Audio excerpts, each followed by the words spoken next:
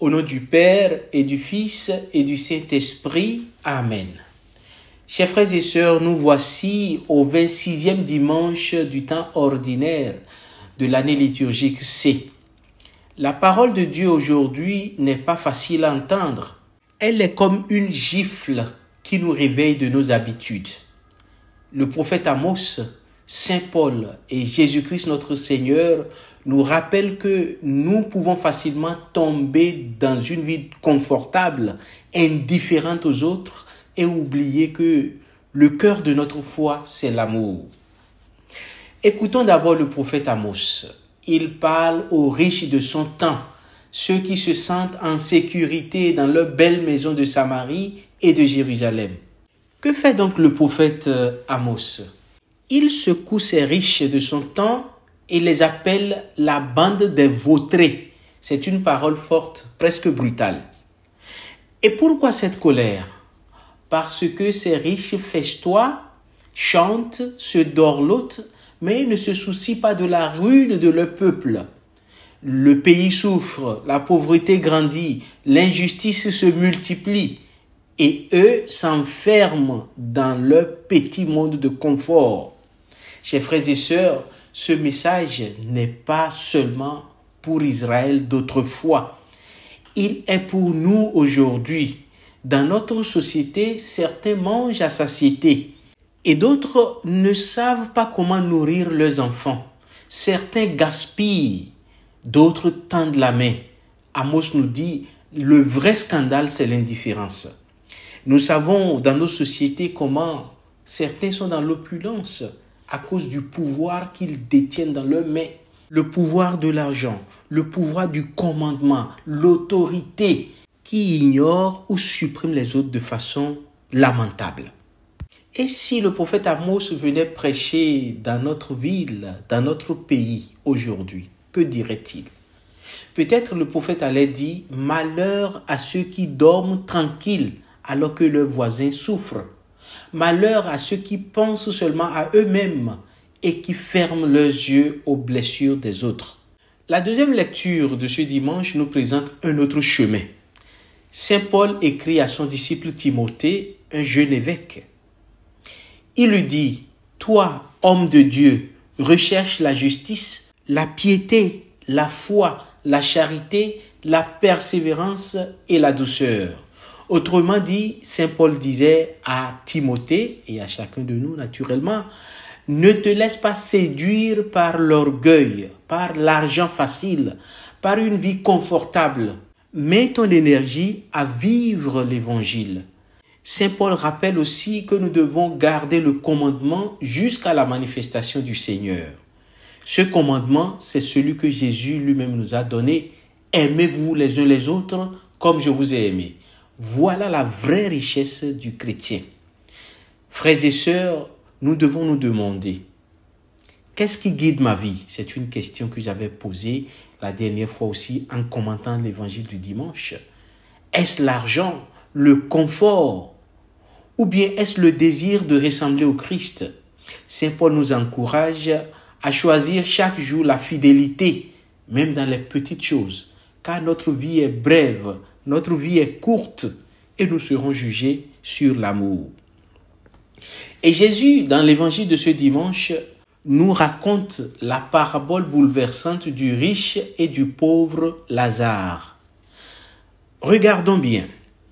Le riche, dans cette parabole, n'est pas condamné parce qu'il a des biens. Je l'avais dit, la richesse n'est pas en soi un mal. Il est condamné parce qu'il a fermé son cœur. Chaque jour, Lazare était devant sa porte, nous dit la parabole, affamé, malade, couvert de plaies. Et chaque jour, le riche passait à côté sans rien voir, sans rien faire. Voilà le péché de ce riche, l'indifférence. Il n'a pas fait de mal directement, mais il n'a pas fait le bien qu'il devait faire. Et cela est un péché très grave. Comme dit Saint Jacques, celui qui sait faire le bien et ne le fait pas commet un péché. Et Jésus ajoute un détail terrible. Après la mort, il y a un abîme infranchissable.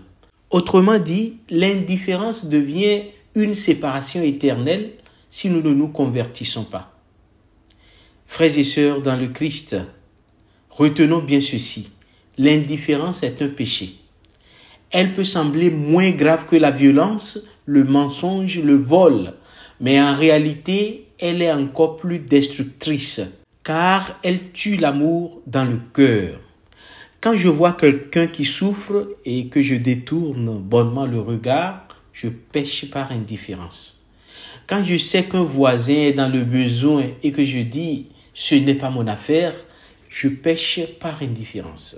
Quand je passe devant un pauvre sans un geste, sans une parole, sans une prière, je ferme mon cœur à Dieu lui-même. Car Jésus a dit, ce que vous avez fait au plus petit d'entre mes frères, c'est à moi que vous l'avez fait. On peut ne pas avoir de l'argent. On peut ne pas avoir quoi donner à une personne qui se trouve justement dans une condition de misère et d'indigence. Mais dans notre cœur, on peut avoir un amour, on peut prier pour cette personne. Le danger de l'indifférence, chers frères et sœurs, c'est qu'elle endort la conscience. On s'habitue à ne plus voir, à ne plus écouter. Et peu à peu, on devient le riche de la parabole, prisonnier de soi-même. Frères et sœurs dans le Christ, la parole d'aujourd'hui n'est pas là pour nous condamner, mais pour nous réveiller.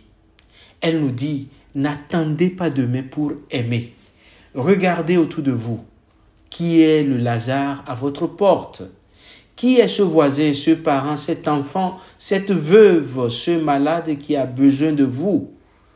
Que pouvez-vous faire, même un petit geste, pour qu'il se sente aimé de Dieu? Chers frères et sœurs, si nous vivons ainsi, alors le jour où le Seigneur viendra, il nous reconnaîtra comme ses serviteurs fidèles. Et nous entendrons cette parole. Venez les bénis de mon Père, recevez en héritage le royaume préparé pour vous. Alors, frères et sœurs, ne laissons pas notre cœur s'endormir. Souvenons-nous que l'indifférence est un péché, mais l'amour est notre salut. Prions.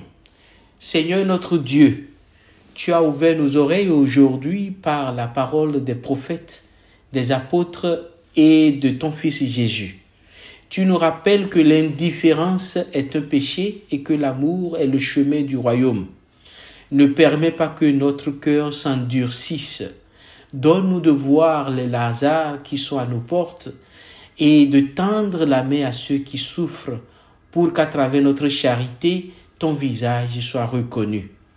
Fortifie-nous dans la foi, la justice et la douceur, afin qu'au jour où ton Fils se manifestera dans la gloire, nous puissions entrer dans la joie de ton royaume, où tu vis et règnes pour les siècles des siècles.